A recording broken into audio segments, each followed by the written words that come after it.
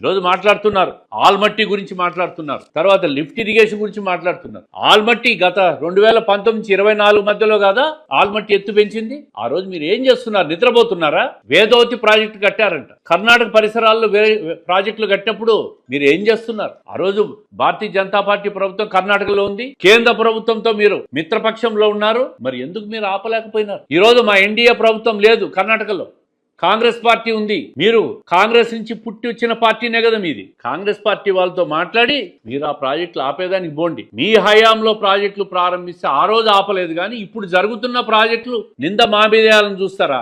ప్రజలు మీ మీద బురద వేసి ఇంటికి పంపించినారు. మళ్ళీ రాయలసీమ లిఫ్ట్ ఇరిగేషన్ గురించి మాట్లాడుతున్నారు. 4 సంవత్సరాలు నిద్రపోయినారా అని చెప్పి నేను అడుగుతాను. హార్టికల్చర్ హబ్ గా జరిగేది మీకు ఇష్టం లేదా? విద్యుత్ శక్తి రంగంలో రాయలసీమ నుంచి ఆదాయం వచ్చేది మీకు ఇష్టం లేదా? ఎంఎస్ఎంఈ యూనిట్లు రాయలసీమ నుంచి వచ్చేది మీకు ఇష్టం లేదా?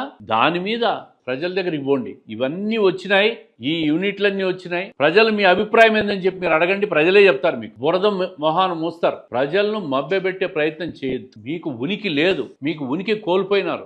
ఉనికి కోసమే రౌండ్ టేబుల్ కాన్ఫరెన్స్ 2 సంవత్సరాల తర్వాత మీరు మొదలు పెట్టినారు. జగన్మోహన్ రెడ్డి గారిని చూస్తూ ఉన్నాం. ఆయన కడప బిడ్డ కాదు, కన్నడ బిడ్డ అని ఆ రోజే తేలిపోయింది అధికారం పోయినప్పుడే. అధికారంలో ఉన్నప్పుడు దోచుకున్న డబ్బు, దాచుకున్న పెట్టుబడులు ఇవన్నీ కర్ణాటకలో పెట్టేదానికి పోతాడు. అధికారం పోయిన తర్వాత పూర్తిగా ఆ ప్రాంతానికే పరిమితం అవుతాడు. మరి ఆ ప్రాంతంలో పరిమితమైన వ్యక్తి ఆ ప్రాంతంలో కడుతున్న ప్రాజెక్టులు ఆపేదానికి బొమ్మనండి. ఇవి చెయ్యకుండా రాయలసీమలో ఈ రోజు సెంటిమెంటల్ రగల్చి విద్వేషాలు పెంచి ప్రజలను రెచ్చగొట్టే ప్రయత్నం చేస్తూ ఉంటారు. సంతోషంగా ఉండారు రైతులు. రాయలసీమలో 17 రిజర్వాయర్లు ఉంటే ఈరోజు 335 టీఎంసీల నీళ్లున్నాయి. గత 10 సంవత్సరాలు 15 సంవత్సరాలు పరిశీలిస్తే ఏ సంవత్సరంలో కూడా జనవరి నెలలో 335 టీఎంసీలు నిల్వ ఉన్న పరిస్థితి ఎప్పుడూ లేదు. ఇది నీటిపారుదల మీద ఈ ప్రభుత్వానికి చంద్రబాబు నాయుడు గారికి ఉన్న పరిపాలన అనుభవం. మీడియం ఇరిగేషన్ ప్రాజెక్టులు 36 టీఎంసీలు ఈ రోజుకు నీటి నిల్వ ఉంది. ఈ విధంగా మైండ్ ఇరిగేషన్ లో 92 టీఎంసీలు, అంటే చెరువులు